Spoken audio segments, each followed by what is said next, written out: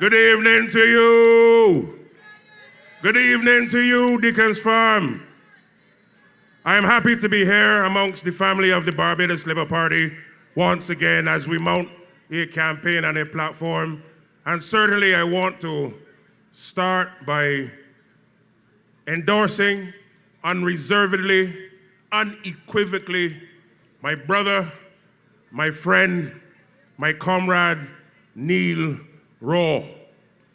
A man who started, of course, this journey in 2018, as you've heard tonight. And I remember during the 2018 campaign, it was mounted as a David and Goliath campaign. And I said to Neil then, and I remember a meeting in Ashdeen Village, when I spoke for him, and I said, Neil, God has brought you in this campaign for a season and a time as this. And once God goes before you, the result will be you will be victorious. And we all know the result of that. In 2022, he came before you for an extended mandate, and you delivered that for him. And we are here once again in 2026, where next week we ask you humbly to ensure that you can re-elect not just a good man, but a man who continues to work for the people of this great constituency. And why do I start there? We all know that Neil has stood the test of time in circumstances where many would have given up, where many would have cowered, where many would have simply walked away. But he had a resolve and a metal and a steel in his bosom and his back and his spine. And he focused, notwithstanding what he was dealing with, and still ensuring that he can represent and articulate the aspirations of the people of St. Michael Northwest. That is a true representative. And if ever there is a model of a person who has grit and determination, I say Neil Rowe is the man. And Neil, I pray that God will continue to give you the strength and that continued passion that you have for your people. And this election, therefore, is about ensuring that we can continue the work that you have started in St. Michael Northwest. But I also want to say and to use this opportunity to speak on a few things this evening, not just in terms of education and education transformation and its development for the country and where we're going to go, but also to touch on a few things with respect to what is happening on the national level. But also I understand, even here in this constituency, the person who is running, of course, against Neil. I want to make this very clear.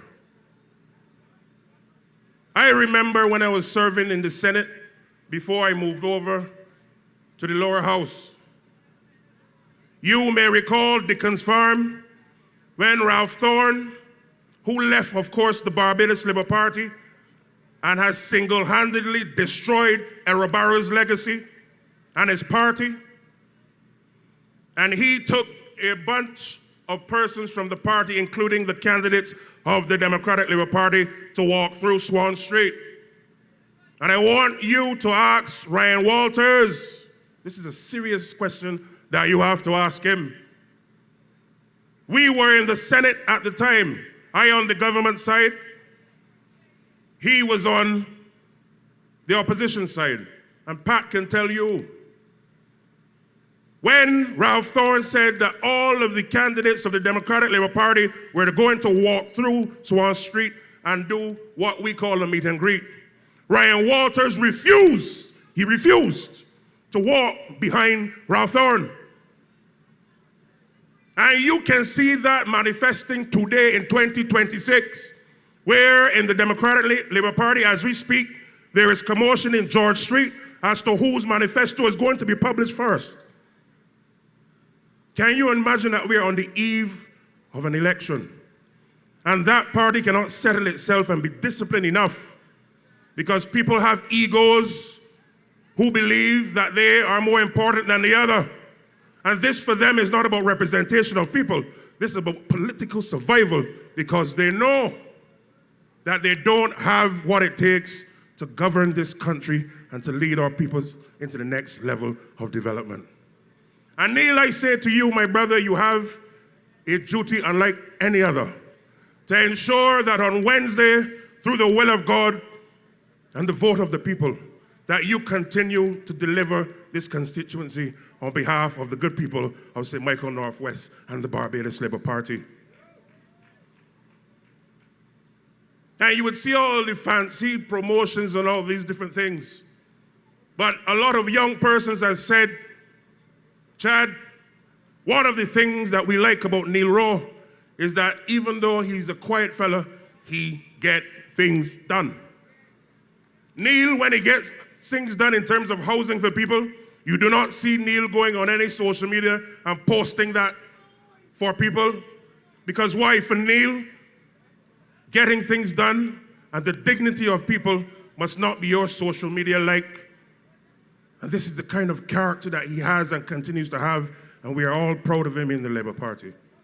But this election is also about ensuring that we not just focus on the domestic side of politics. It is about ensuring that as this year, which of course, as I've said, night after night in this campaign, and you've heard all of our colleagues, and of course our Prime Minister say it, this year is 60 years of independence of our country, 5 years as a republic. And therefore, the manifesto which was launched last week in Golden Square, to my mind, serves as the blueprint for the way forward for this country and what it must look like. And it is not just a manifesto outlining to you the way forward for the next 5 years, but a number of the initiatives that you have seen tells you a story that we're looking down the road and around the corner. Because why? The world continues to change at pace. And if we are to prepare our country to continue to have a quality of life that we enjoy, if we are to prepare our people to be able to compete in circumstances where the world in which we knew it and know it will no longer exist, because whether it be technology or the climate crisis or issues of geopolitics, we must now prepare the average Bajan to have the tools and the skills necessary to be able to pivot at a moment's notice and to be confident as well and to stand tall as Barbadians anywhere in the world. And I'm happy to be part of a team, not only that focuses on transforming the education system in terms of infrastructure and the training of our teachers and ensuring that we can have a modernized and fresh and innovative curriculum, but also at the very foundational elements of education itself. We have determined that despite, yes, we're going to have a world-class education system that we can and will be proud of, there's some basic things, but fundamental things that we must do. And that is why page 71 on the manifesto, if you've not seen it as yet, I encourage you to go and read it. One of the things that I've seen since becoming Minister of Educational Transformation over the last year, when you visit school after school after school, sometimes you go into a classroom and you see a child or children having their heads rested on the desk. Sometimes just after 9, just after 10 in the morning. Sometimes when you visit, you see children fidgeting or being restless in the classroom. And 8 to 9 times out of 10, when you check and ask what is the reason, it is that that child or children did not have a meal or breakfast before they came to school. And we as the Labour Party have determined that for the future of this country and for the future of our education system, that for the first time in our history, in addition to the provision that we all know and have benefited from, where we provide quality lunch for our students at primary school, we are going to, for the first time as a nation, ensure that every child at primary school in this country has breakfast before they start school on the daytime. And this is the Labour Party way, ensuring that we provide a quality life for our people. But in addition, of course, to the students benefiting from that and being able to focus and zoom in and not having to worry about being hungry, it allows for parents now to simply get on also with other things, knowing that when you send your child to school, that they're taken care of in terms of their nutrition, both at breakfast and at lunch, and ensuring that they can have a focused approach to learning and education. And you've heard the Prime Minister talk about ensuring that we could also look down the road and around the corner with respect to ensuring that we give our people a piece, not just of the rock, as you would say, with respect to land and ownership, but also ensuring that people can have money in their latter part of their development as young people. And that is why I'm so proud with respect to the initiative which allows that $5,000 will go into a fund that every child born on or after the 30th of November 2021, which of course is the year in which our country became a republic, we can now ensure that by the time they're aged 18 to 25, you now have a global head start by having some money that you can do different things as well. Because why? The world in which we live in is not only moving at pace, but it will require countries to be competitive in ways that our minds cannot imagine today. This is a manifesto, as I said, that is not just looking at the next political cycle in a 5-year term, but we're looking long after this election season and the next election season has passed. And therefore, this manifesto serves as a foundational tool for catapulting Barbados further into the 21st century. But it is also about ensuring that we give our citizens the tools necessary to be able to compete on every level of our development. I stand before you humbly and proud today in the presence of my parents who are here, parents who provided a quality life for me, not rich by any stretch of any imagination, but instilled in me a set of values that you can do anything your mind can conceive once you are rooted in manners, discipline, and focus. And that took me so far, and I did well, but no further. But in addition to that, what helped me to become the man you see today in 2026, and as you heard Tyrone Level allude to it, from a young age, I was involved in a number of different things in youth development. Parish ambassador, national president of the National Youth Council, CARICOM Youth Ambassador, Commonwealth Youth Ambassador, and it allowed me to travel the region and the Commonwealth and the world at a very, very, very young age, being engaged in international fora and conferences and understanding how the world works, and you always therefore had an eye on what is happening globally and how can it benefit your country locally. But we have determined that that experience, which has been in many respects not across the board, that for the first time in the history of Barbados, that every child in secondary school after the age of 14, 15, anchored by a fund which would allow for them to travel the world, not to shop, but to go and understand how cultures in cities and countries around the world operate, learning culture, business, fashion, music, infrastructure, punctuality, seeing a different part of the world, because what does it do? It creates an appetite for the globe. It creates a hunger to understand how the world works. And before that happens, what will need to happen and will happen is that we also put these children through a mode of training that anchors them in understanding why Barbados is Barbados, the history of the country. How do we now ensure that we can now stand tall as you travel the world with the Barbadian values, and therefore what is the interest in ensuring that when you travel, you can also advance and defend your country as you speak. What are we doing through this manifesto? Preparing our young generation to lead the world. And why do I say to lead the world? Part of our comparative advantage, AKA our superpower as a country, is not wrapped up in any military power, is not wrapped up in any gold and bauxite or large deposits of oil. Barbados' strength from the independence and even before until now is that whatever we do on the global stage, we lead, and we lead well. But we must also now turn this into a way that allows for this generation to see themselves as leaders, not just in global politics, not just in terms of the best cricketer in the world or the best entertainer and business mogul in the world, but in every discipline that your mind can conceive, given the talent that God has given you, that you can now create a global solution anchored by what you learned here in Barbados. Hence the reason for transforming of education. And when you look therefore at the creation of a knowledge-based economy, simply put, all of what we can conceive, our young people, anchored also by the values given to us by those who've gone before, must now be repurposed and repackaged into the Barbadian model of development. So that wherever any child goes from the farm or Blackrock and Ferniehurst, and they go into Jakarta or London or Dubai, they stand tall, being able to converse in multiple languages, being able to say, I am a Barbadian, I come from X or Y place, but I have a solution that will benefit you and your community and your country, and equally as well, earning revenue to come back into our economy. Because why? Our strength and our superpower is our mind and leadership. And this election, of course, is also anchored, as you can see, not just on leadership, as you see in the Barbados Labour Party, but being prepared and taking every task ahead of you very, very seriously.